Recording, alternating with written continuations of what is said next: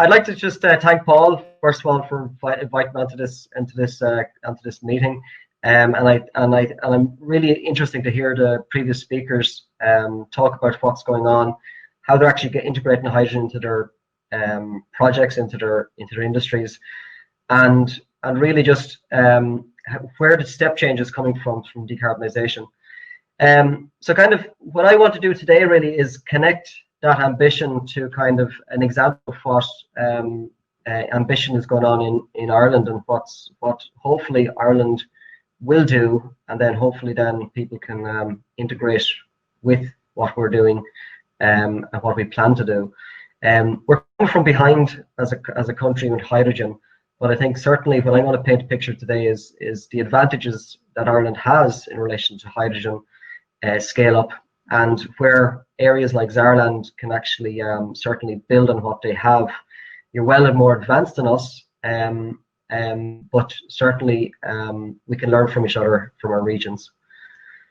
So today I'm going to be just like, I'm chair of Hydrogen Ireland Association, but I'm also assistant professor at Dublin City University, and I have those two hats on to actually send a wider message to communities, to people, to industry, of the benefits of decarbonisation maybe, but also then the benefits of where hydrogen fits with that.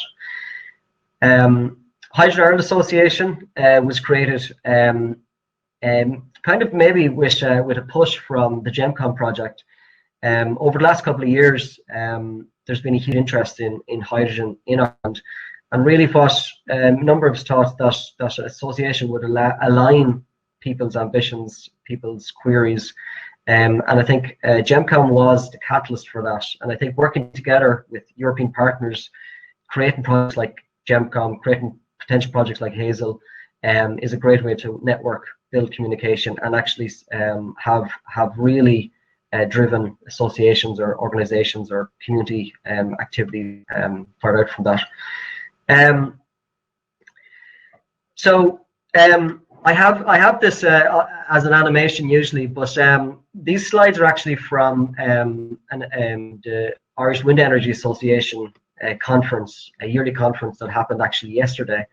And instead of paying a lot of money to join that conference, I said I'd reuse some of the slides for this activity, because I think some of the the information in the slides are actually important to kind of to see what Ireland's doing and what Europe's doing, and then also what Saarland we can learn from each other, we'll say.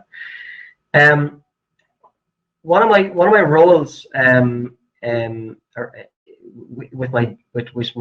with Dublin City University is I'm actually advisor to the UNECE on gas decarbonisation.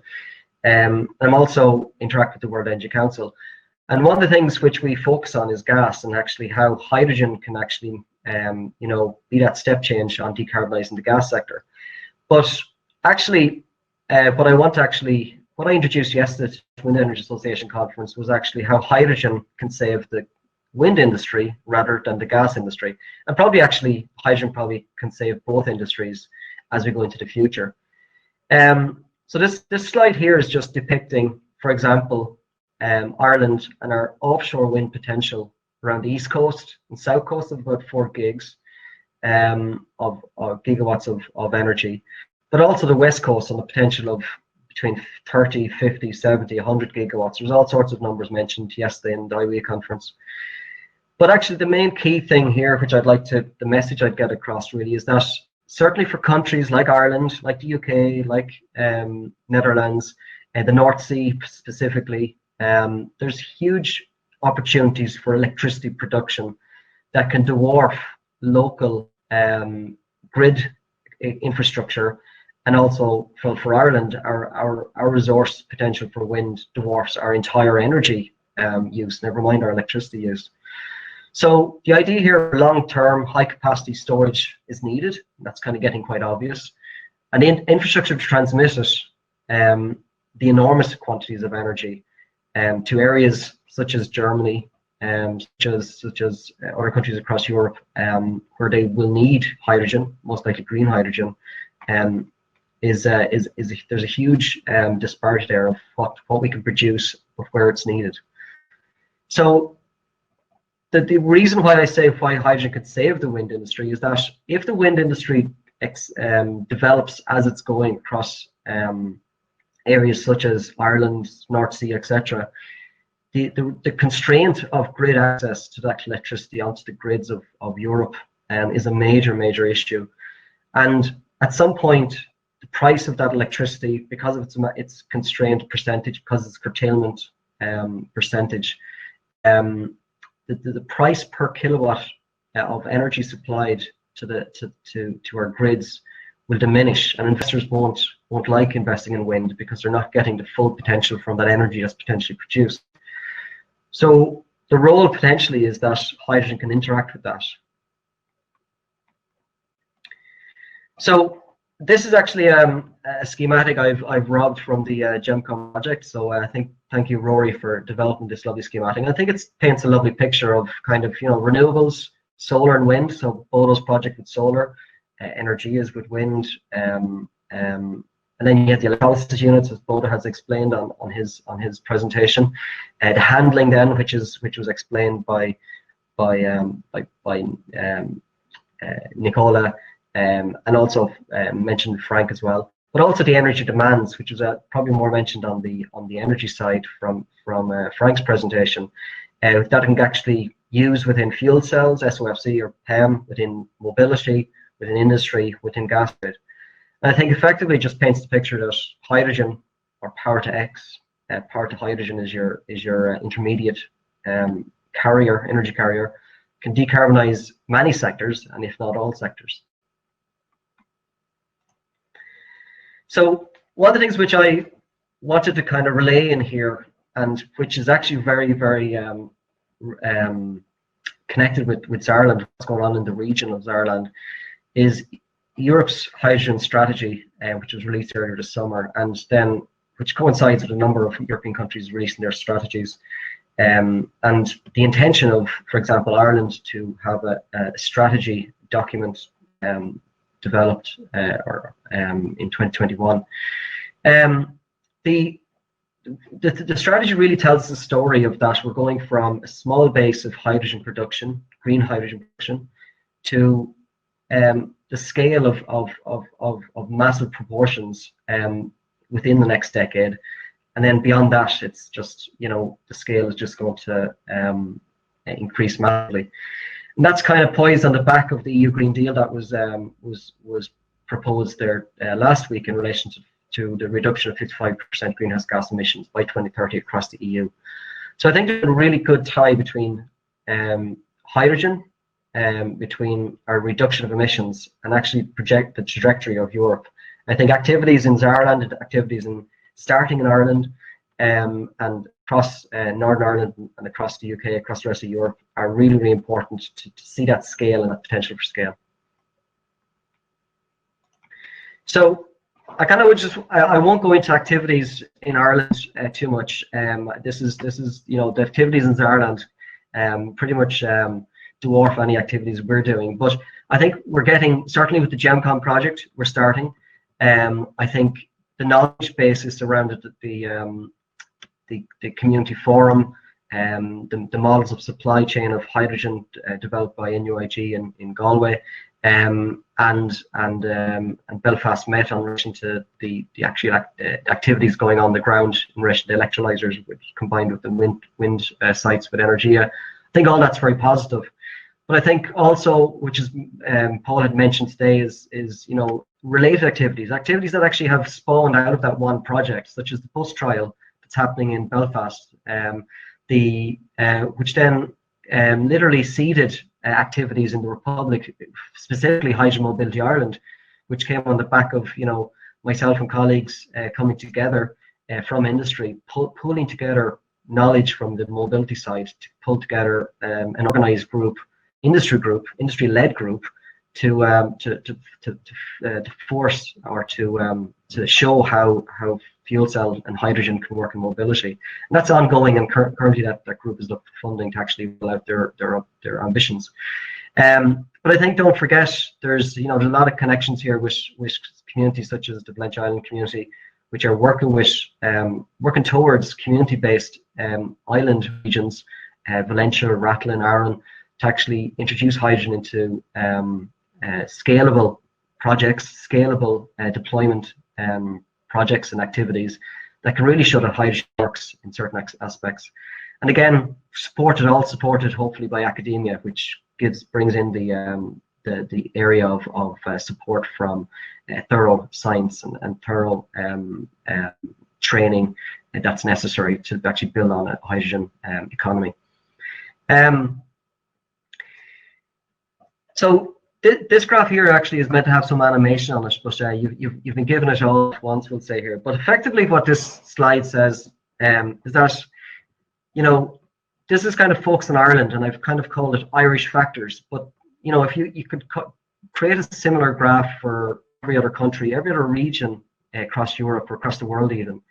And what I've done here is kind of just focus on Ireland, and I've kind of said the things that are negative in the past, such as Ireland being a small country, the fact that we don't have any fossil fuel resources, or actually we've banned fossil gas exploration, the fact that our existing gas, fossil gas, is currently on the decline. Kinsale, our previous only gas field, is pretty much empty, and Corb, the only gas field that we found in the last 30 years, is pretty much on the way down. This all used to be a negative thing, but actually it's a positive thing when you're thinking of 55% reduced emissions, when you're thinking of a new economy based on clean fuels and e-fuels and hydrogen, and clean economy based on renewables. The lack of fossil fuels, the lack of steam ether reforming in Ireland, the lack of a huge diverse fossil industry in Ireland actually are opportunities for Ireland that we don't have an easy fix. We can actually, our only right route is actually going renewables and going big with our offshore renewables, for example. The fact that actually, one of the things which I hear is that I have, you know, the fact that we have a small island, a captive fleet of buses, cars, trucks. We're a very small island with a small population. We've transport industry and heating that's pretty much of a scale that's pretty much, if the right planning is implemented today, can be decarbonized. But actually, but that's pertinent on the fact that actually Ireland, with our existing integration of renewables to date, has a huge knowledge base within our industry that's contained in the island, and that's why I have the degree hat there. The knowledge that we have in Ireland today of integrating renewables onto our grid is hugely beneficial to actually develop and integrate hydrogen and renewables into our system. And then last but not least is actually tying in with something that Frank said from Bosch, and Nicola said in relation to their activities in Saarland, is we've actually a modern gas network which can, you know, accommodate blends of hydrogen. And actually, over the next year or two, we will understand a bit better on actually how it can potentially accommodate up to 100% hydrogen, and how actually that can be actually facilitated over the next decade or two. So I think what one must look at with their region, their country, for every country and region across the world, Ireland, I would suggest, as an island, is one region. And we should look at our benefits. What do we have on the ground that suits us?